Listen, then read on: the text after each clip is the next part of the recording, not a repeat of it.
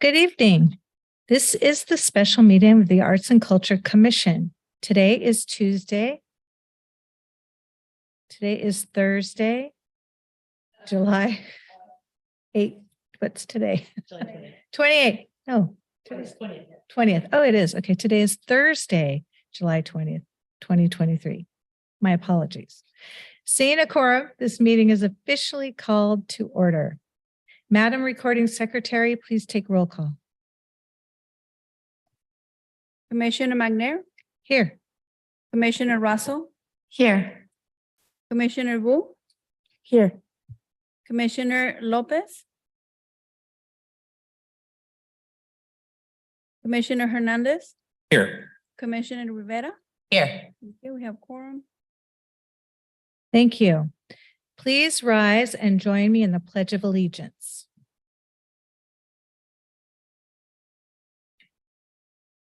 Ready, begin. Pledge allegiance to the flag of the United States of America and to the republic for which it stands, one nation, under God, indivisible, with liberty for all. Thank you. You may be seated. All right. At this time, members of the public may address the Arts and Culture Commission regarding any non-agenda items within the subject matter jurisdiction of the committee. No action may be taken on non-agenda items unless authorized by law. Does the public have any comments they wish to share with the commission, Madam Recording Secretary? Have none. None, thank you. All right, moving to this time for the consent calendar, we have one item for consideration. Item number 1. Do I have a motion to consider item number 1? I motion. Thank you, Commissioner Hernandez. Do I have a second? I second. Thank you, Commissioner Russell. Is there any discussion? Hearing none. All those in favor say aye. Aye. Aye. Aye. Any opposed? Okay, the matter is approved by unanimous consent. Under our business calendar, we have one item under the business calendar, item number 2, which is the election of officers for the Arts and Culture Commission for the 2023-24 term. So I am opening the election of officers at this time. If there is more than one nomination for an office, we'll vote. The time is open for nominations for chairperson. And this is the time to call for nominations. And I would like to humbly offer that if you're willing to have me for one more year, I would like to stay on as the chair to continue to engage in some of the great work that we've started. And so I'm putting myself in the ring, but also recognizing the democratic process. Welcome anybody else, because I don't want to deny anybody else opportunities. I just really am grateful for the things that we have started and would like to have one more year to continue. Any other nominations? Wonderful. So now I get to say that I will stay as the chair for the next term beginning August 21st, 2023. Thank you for your support, commissioners, fellow commissioners. I really am grateful. So moving on, we'll proceed with nominations for vice chairperson. Are there any nominations? Again, if people are willing to have us, I would like to keep Commissioner Vu as the vice chair for this duration. Again, engaging in the work that's happening for one more year to just keep continuity of things that are happening. So, but again, recognizing the democratic process, if there's anybody else that would like to toss their hat in the ring, we welcome nominations now. Commissioner Vu, do you accept that nomination? I accept the nomination. Great. So the motion carries and Commissioner Vu will be the next vice chairperson effective August 1st, 2023. Great. Thank you so much. All right. We have 2 items for work study session on our agenda tonight. Please note that there will be no motion or action taken on this item. I'm going to reverse the order, and we're going to start with a presentation from Santa Ana Unified School District on the Bridging the Gap, or the Graffiti Arts Pilot Program that was recently awarded. So tonight we have with us SAUSD Arts representative Sophia Cuevas to present about the program. Hello. I'm a little nervous and I don't know all of the logistics to all of this. So hi, I'm Sophia Cuevas. I'm the Arts Curriculum Specialist at SAUSD. We are really thankful to partner with the city and to receive the grant with the Graffiti Arts Program pilot project, as we don't know what we don't know yet. But we are excited for some of our goals for the pilot program, which are to develop the students and their artistic skills, to redefine themselves from what they believe they are and who they are and what the city is, to this magical, open, healed place, to learn about mural and graffiti art through the backdrop of their city, as well as create awareness about effective forms of expression.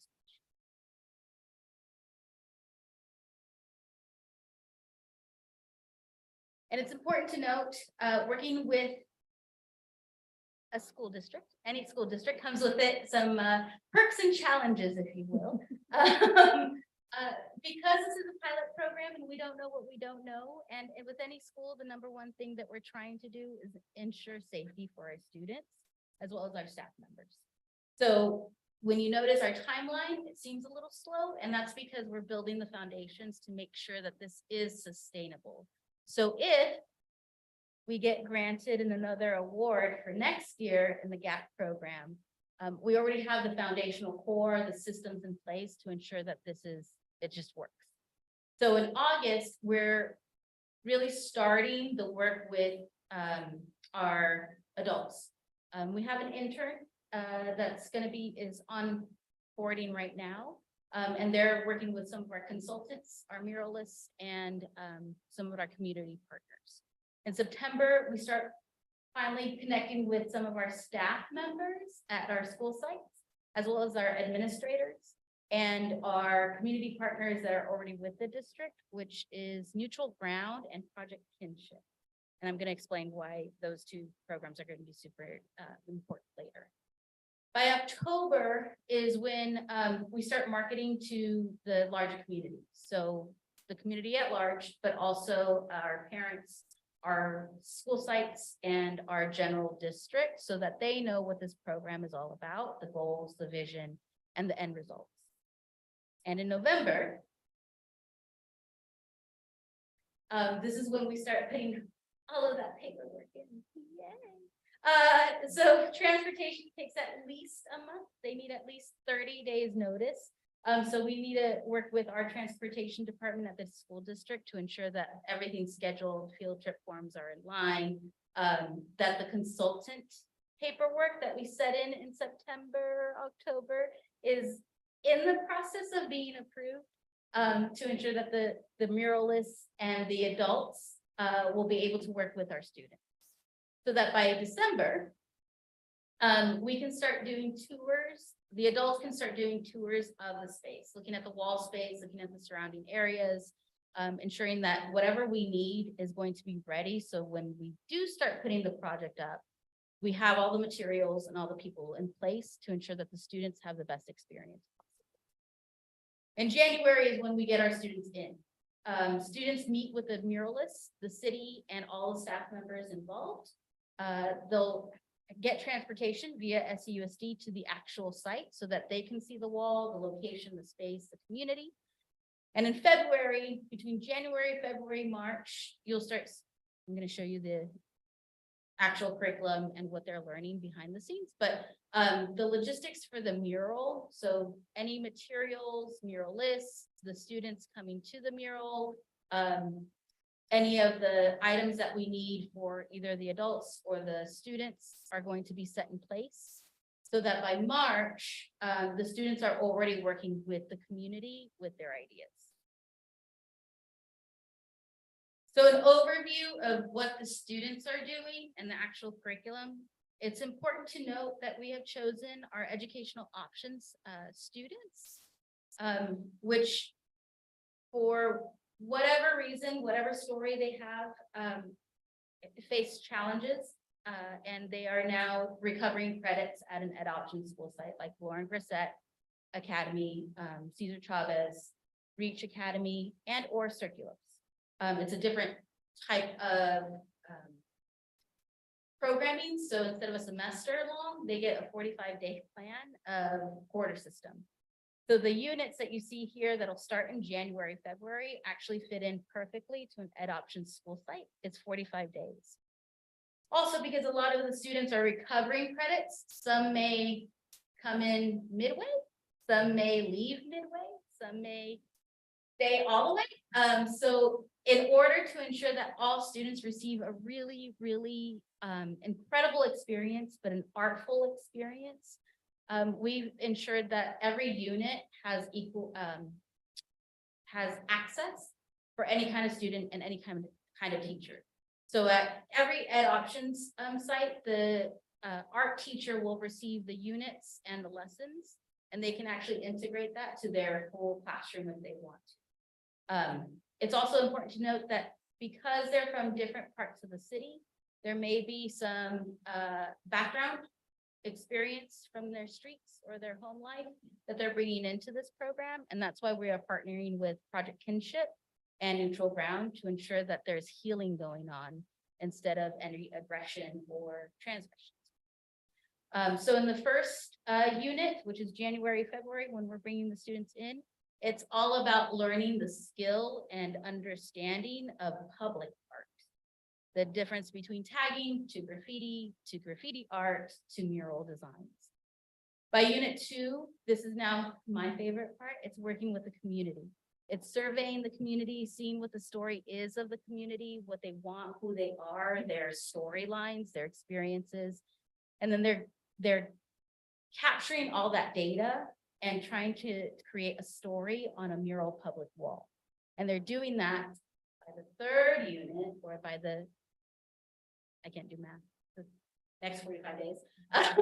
They're actually going to be pitching their designs to muralists, to some of the staff members, the art education staff members, some of the SUSD district members, and city members. And as they pitch, they're showing where they came up with this design, who inspired the design, what they collected in terms of the survey data, and why this wall matters. At that point, the muralists will work with the teams to ensure that the wall that they've designed is all in agreement. And the muralists will start work on the wall, students will visit, they'll give their feedback on the wall, critique. And by unit 4, which is towards the end of the year and potentially may extend depending on paperwork in the district and proposal. In about June, hopefully, the students will actually plan the full unveiling. They'll invite community partners, they'll invite people that they believe are important to see this wall, whether it's family, friends, or the community members themselves. They'll do the invitation lists, and they'll unveil the wall as a whole. They'll also do a full-on like budget item list. What does it look like if you were a muralist doing this for yourself? Because they'll be working with the muralist in terms of like almost like an apprenticeship internship by that. So it's important to know why. Always the why. And I might get emotional because I see the students in my mind's eye. For students, all humans, to be able to express yourself and tell your story is like the most important thing you can do. For our ed option students who have been given a second chance in terms of education, but now need maybe a second, third chance to tell their story and not be seen as a negative part of the community or a mark that's bad in the community, but to make a mark that expresses who they are, who this community is in this positive light is the biggest one. So if you can go to the next slide. And then you can just click. So it's art with a message. All of our students have a message. We're just trying to help them shine it up and tell it to the best of their ability. It's also their creative expression. We're not saying no, we're just helping them redefine themselves where it's positive, it's helpful, and it's bringing community together versus separating. And last but not least, it is collaboration at its fun. When we bring kiddos from different parts, not only of the city, but different life experiences and different stories, and we not force them, but we provide them space and place to collaborate and exchange ideas and thoughts.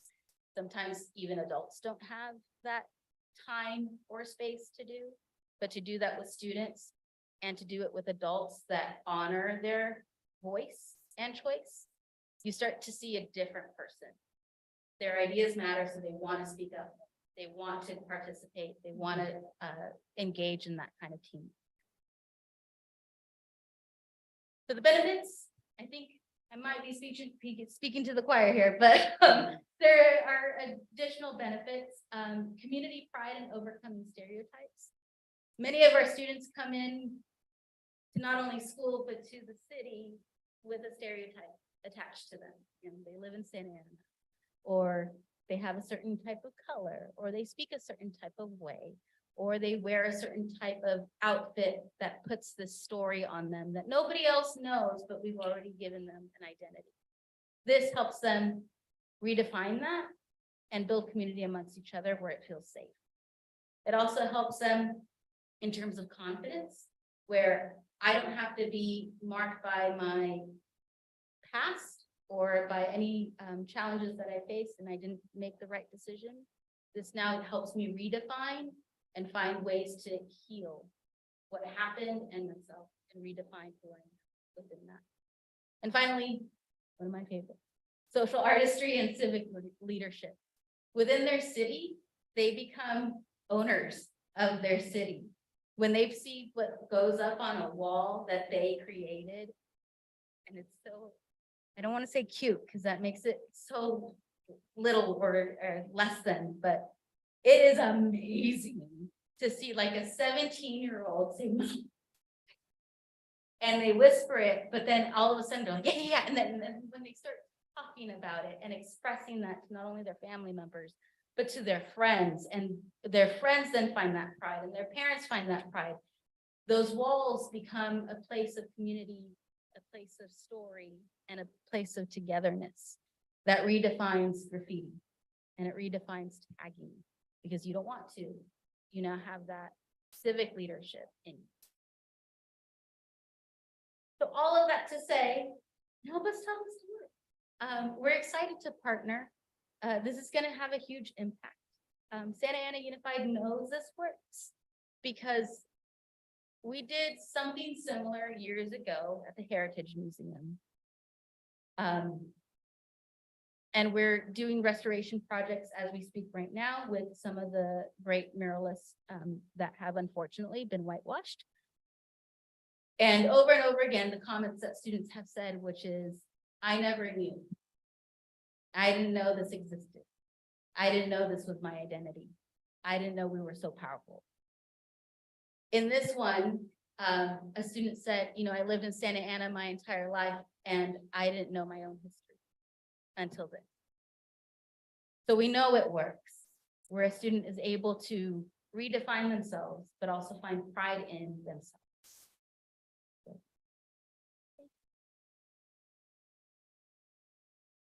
Any questions? Does any commissioners have questions? Commissioner Russell? Yes, I have a comment and a question. I love those goals, or I don't know if they were the second slide. That was really beautiful. And I just want to applaud you. I read a lot of goals for work. That was very impressive and inspiring. Also, I just love so many of the statements, the way you encapsulated this idea of like why this wall matters and, make a mark. Those are really powerful. And I hope you share this or some of this presentation with our city council, because I hope that they know how powerful art is to inspire our youth. For feel like we're not really investing in our youth at this particular moment in time very well as the new school year starts. And I would like us to really put them front and center. My questions are, is it true that the spaces where the walls have not been determined yet? Is that right? The walls that will be the focus for the artwork, those are yet to be decided. Is that right? They're gonna be in downtown.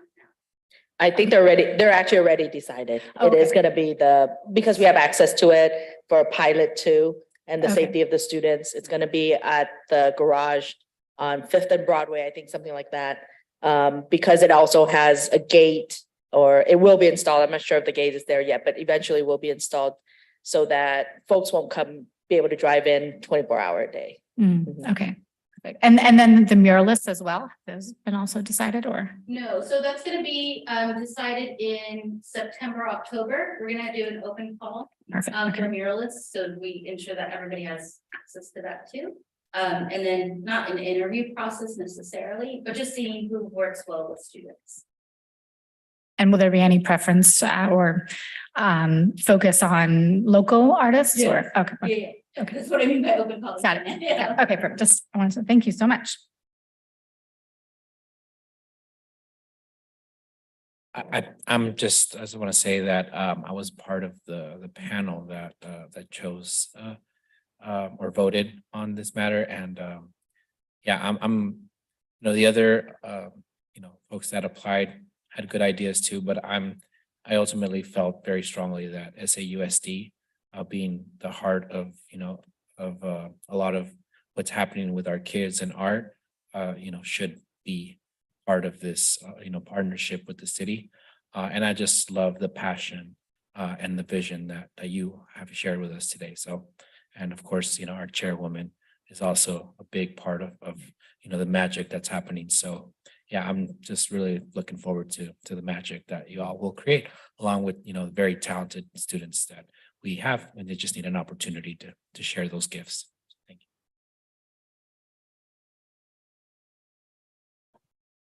you. Yeah, I'd also just like to comment on how wonderful it is to receive a presentation like this in this commission that's so sincere, that's so grounded in community, that not only has these clear goals, clearly feasible from the timeline and all the preparation, but also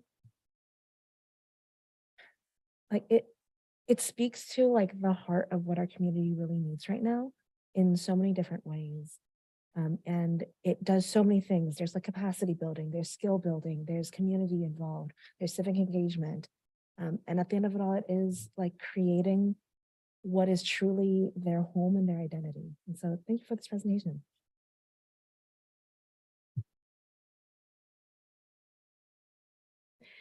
Speaking as the Arts and Culture Commission Chair, thank you so much, Sophia, for this outstanding presentation. I echo the sentiments of my counterparts on the commission. And also, I know this was a pet project of Councilmember Hernandez.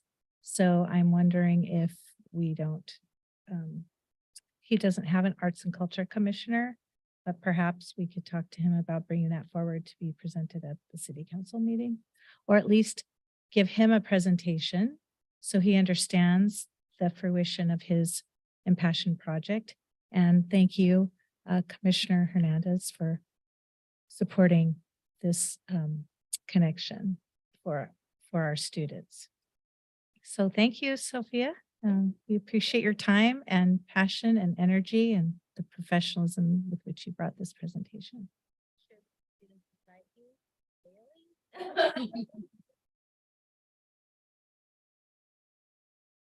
All right, wonderful. Moving on. Our next study session is put my glasses on, sorry. Is the Arts and Culture Event Sponsorship for 22-23, the program policy and application. So I'm gonna ask our staff tramp to update us, and we have some questions and some guidance to continue Yes. to refine. Thank you, Chair McNair. Yes, I just wanted to open it up again to commissioners. If there was any feedback you'd like to have, as I know that we thought that it's best that we open up the application process in August so that it will give enough time for folks who are doing events in the fall. So any feedback or from all the applications and the guidelines that I sent out? Or if we're good to go, if you felt like, oh, I know, last time we had discussed with the total amount being 200,000, what would be a cap for these applications? So some numbers were offered last time. Do we want to discuss that a little bit more?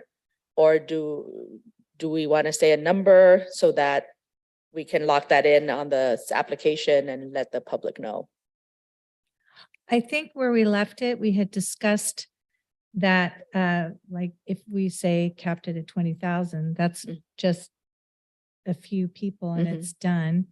I think we also wanted to build a structure where people understand that this is not the sole support for your event, that we want to contribute to it and lift it up and help you get it on its legs, but also the sponsorships are meant for you to be looking elsewhere because again, we have one-time funding. And if you're trying to create sustainable things, this is that capital investment, if you will, to help you launch it and also look for sustainability while you're getting your legs up, if you will. So with that, let's entertain what you see in terms of creating access for a broad array and a wide range of folks and opportunities and ideas.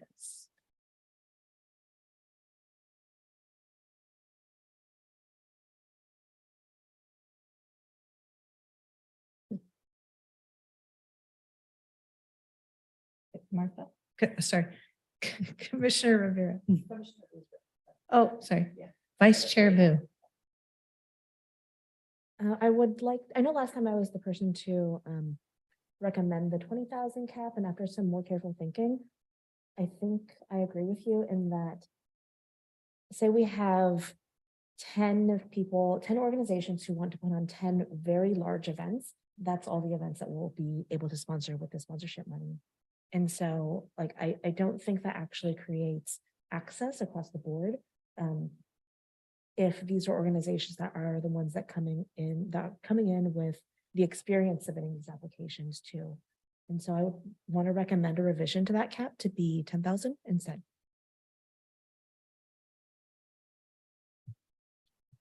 Anyone else want to weigh in? Do we have to make a motion for that? No, I just want to hear all the different, recommendations and suggestions from the commissioners. And if it seems to be a majority going towards a certain way. Yes, and also when we look at this and we vote on it, everybody can give a range of what they think with a cap. Mhm. So maybe Vice Chair Vu wants to contribute, recommends X amount, and then Commissioner Russell wants to recommend a different amount. We'll average out what that is in total. So Commissioner Rivera.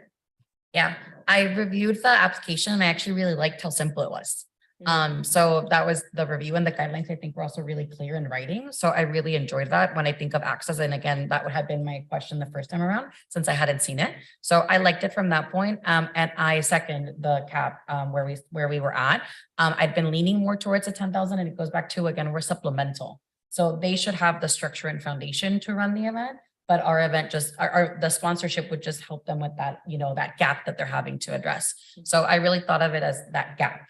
And so with that, I think 20,000 is quite a substantial gap to have for an event as an organization is looking for sponsorships. Mhm. So I also second 10,000 as the cap in the max amount that we would give. But I also really like the application since I hadn't seen it. Mm. I want to make sure you know that. Yeah. Okay, thank you. Can I ask a question? Can you remind us what the range was from the last round? The last round didn't have any range, but I think people sort of regulated and nothing went over. The highest amount we gave last time was 8,000. So 10,000 was the highest somebody had asked for. Then it kind of settled within the 5,000 range. Yeah, okay. Mhm. If I remember correctly, also, the difference from last time was that we did have some submissions that asked for Mm. very large amounts. Mhm. I believe one asked for over 100,000. and one asked for like $35,000. And so I think just setting a cap and having it be clear makes it just really transparent what the focus of the sponsorship really is.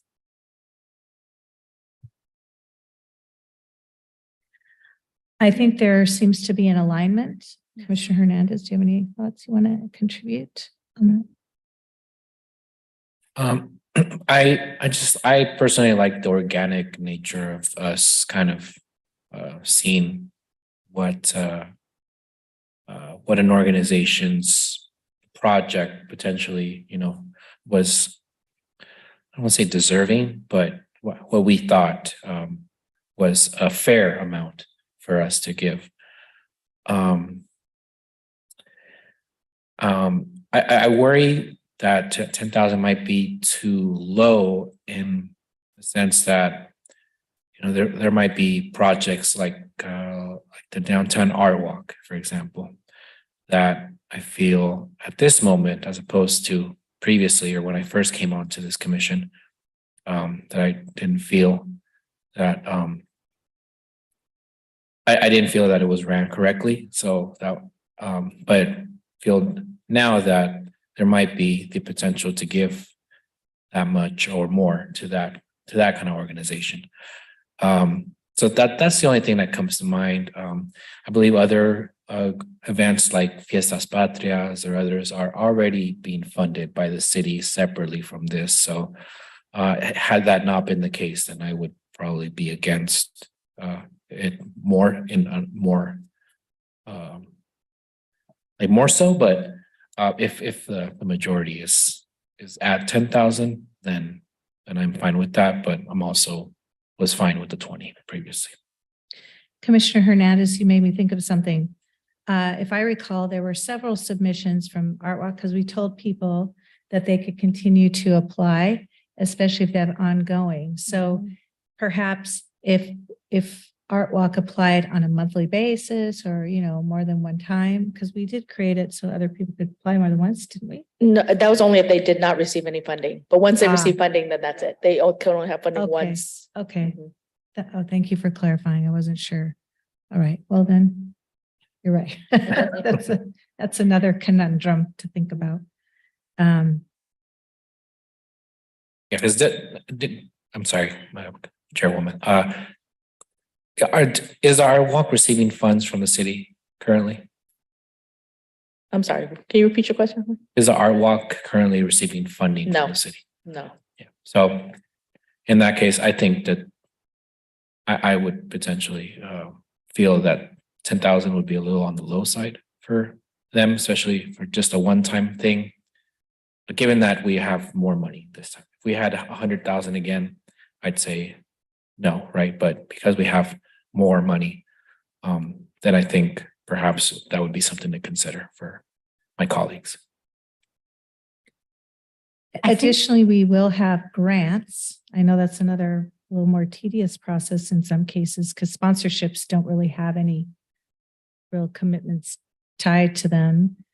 However, could an organization apply to, say, get sponsorship and a grant for a similar event? Technically they could, but it needs to be different parts, meaning, for example, if for the artist grant, let's say somebody says, I need this grant in order to fund this festival, the festival they're putting on.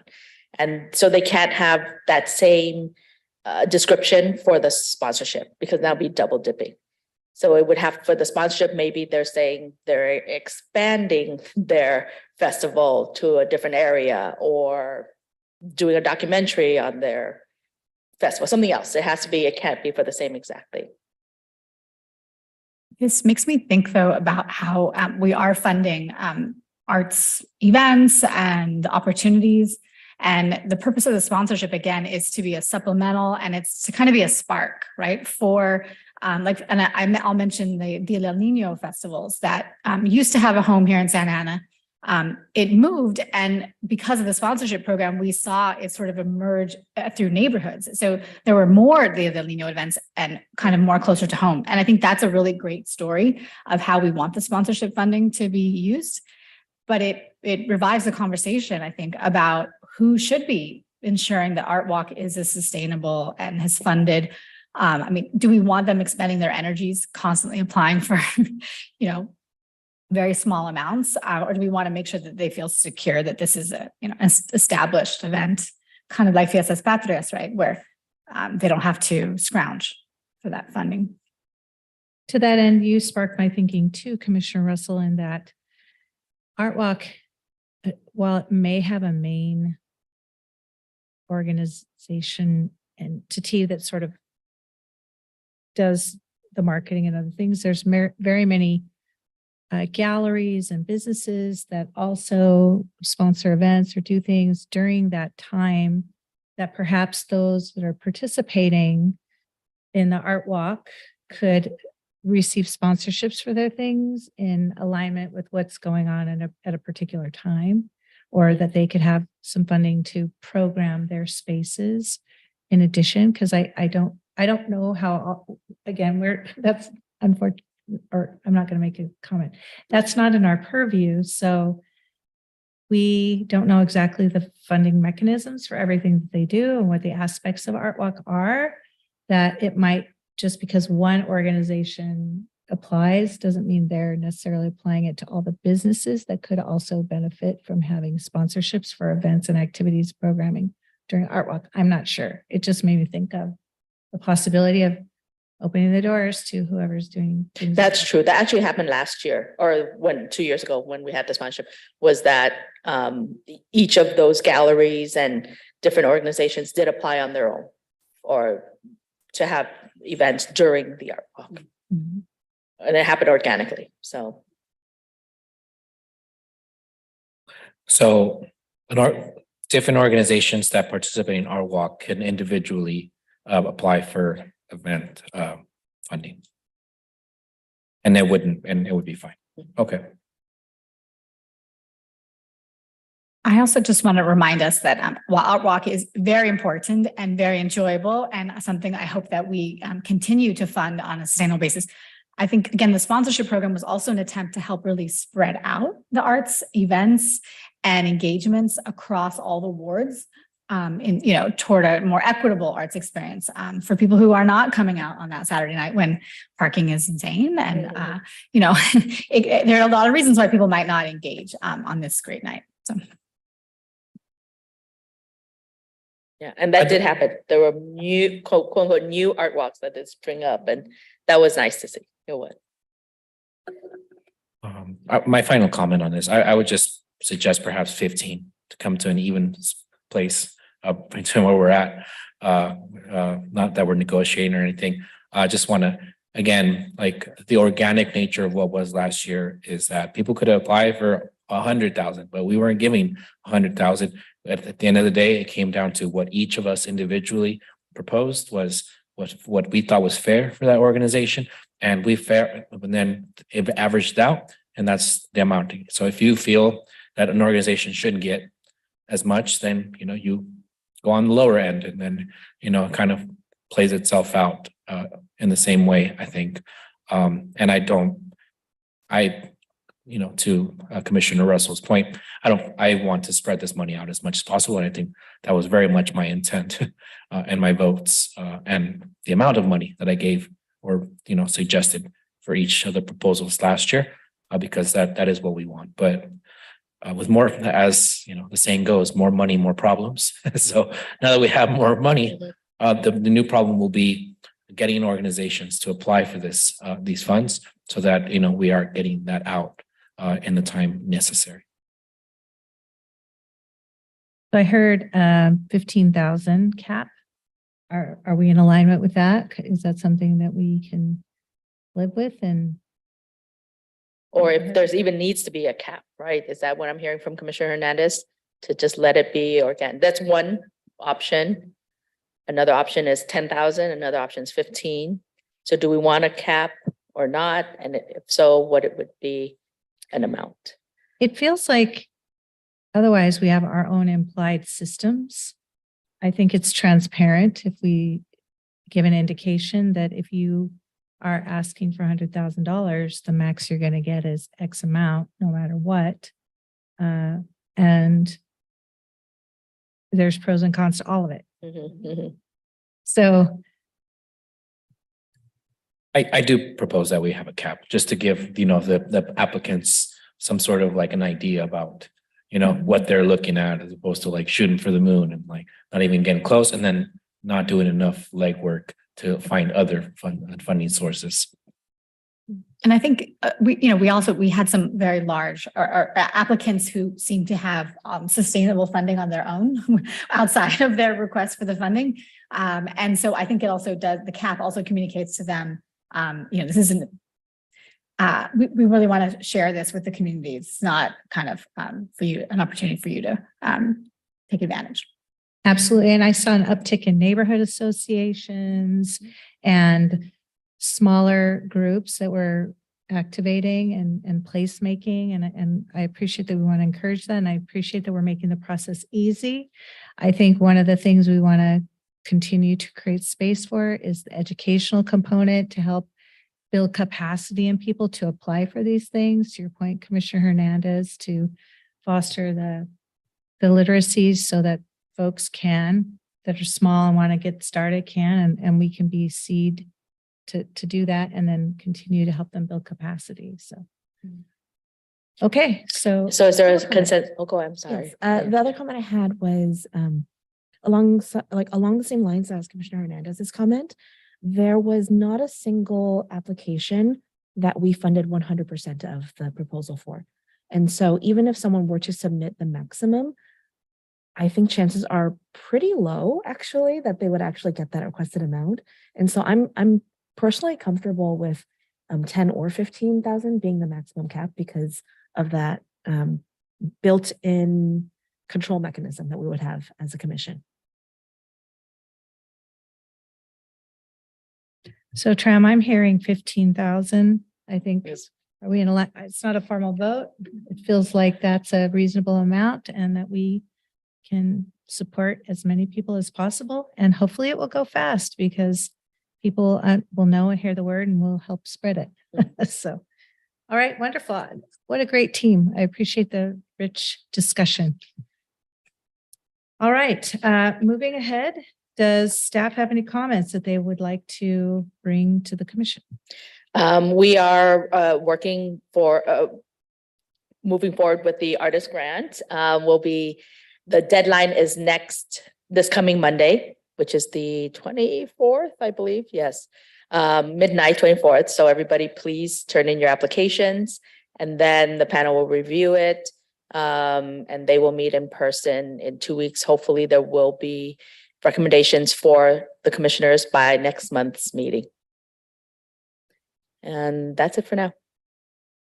Any questions for staff? All right. Does the commission have any comments that they wish to share? Please note that we'll take turns and everybody says something. And if people want to say something again, we'll go after we've heard from everyone else. How's that? Okay. Who wants to start? So Commissioner Russell, I see you Okay. over there. Yes. So I am going to bundle some comments and some highlights. I shouldn't say comments, update. I said that I would talk to some of the artists from Logan Creative, if you remember from our last meeting. And so I did have a chance to sit down with Cynthia Lujan. And she shared with me that there were between 20 and 25, some of them were sharing a space, 25 artists who were creating art in the Logan Creative Space. They were given a 5-day, they were given a notice back in June, saying you need to leave. And then 5 days later, they got a 30-day notice saying, you must be out in 30 days. And I just want to, in case we're not aware, one of the reasons artists were attracted to Logan Creative was because it's zoned for heavy industrial. And so there were artists who had kilns that, are upwards thousands of dollars, $40,000, $50,000, and other very large, heavy equipment that doesn't fit easily into storage spaces. They cannot make art if they don't have, if the zoning is not appropriate for wherever they relocate. And, you know, many of these artists, this bundle of artists or this group of artists will probably relocate outside of Santa Ana because we just simply do not have a lot of artist spaces. When I met with Cynthia Lujan, she was actually looking at spaces in the downtown, but, you know, had not found one yet. I can inquire further, but I just, you know, I think we all need to keep in mind that while we fund art events and sponsorships and programs, we also need to remember that if we don't house or create spaces for people to make art here, they will make it elsewhere. And one of my great fears, you know, Cynthia Lujan, if you know her work, she's very involved with the active streets and the bike safety community. She's very involved with Libromobile, in addition to just being an amazing arts leader for the SoCal area. And she may not be in Santa Ana any longer, right? If we cannot find ways to accommodate her. I realize that's not our responsibility as a commission. And I realize the Logan Creative Space is a private property. But this is still something that we need to talk about and really focus our energies around. Also, just this Saturday, we are so excited that Shakespeare by the Sea will be performing Hamlet. They've never performed on a Saturday night that I know of, so I'm just so excited and hope everyone is there. Keeping the drama, the arts, the dramatic arts going. The Breath of Fire Theater, Latina Theater Company is continuing their Dirty Drafts sessions on Sunday at the Grand Central Art Center basement. It's really just a chance to have a place to write your story, to hear other people's stories, to get feedback on your story, and very therapeutic kind of process. I just want to honor the fact that there is this group of women have been doing this for almost 2 decades, and they're right here in our city. And I'm just so excited for the mural unveiling that will happen in about a month at Fremont. And I just am also, and finally excited, you know, as we think about the start of school in a few weeks, I'm getting my kids ready. We will have hopefully a lot of new arts teachers in on our campuses and working with our students due to Prop 28. Right. So that's how it's so exciting for the month ahead. I have no comments. I'll pass it on. Just one quick comment from me today. Thank you all on this commission for entrusting me with the vice chair position for one more year. I'm really excited for all the wonderful work we'll continue to get to do together. Yeah, I'm really happy with the commission, with the advocacy work that has, given us funds to be able to give to our community. We take it for granted. A lot of commissions do not have this this privilege to be able to, to direct funding to the communities on the issues that we care about. And I just I think the leadership of Chairwoman McNair and Vice Chair Vu. Yeah, let's just leave it as is. If it ain't broke, don't. So and I just want to mention that there's this thing called Summer Night Lights that's happening every Friday. It's been happening since the 7th of July. It'll happen until August 4th. So every Friday from 7 to 10 p.m. Put on by Neutral Ground in partnership with the city. So I will be there this Friday wearing my district representative hat for Supervisor Sarmiento, but also, with the Art and Culture Commission in my heart. So yeah, I invite everybody to attend. Beautiful. I too am thankful for this commission. Thank you for your faith and entrusting me to continue to lead.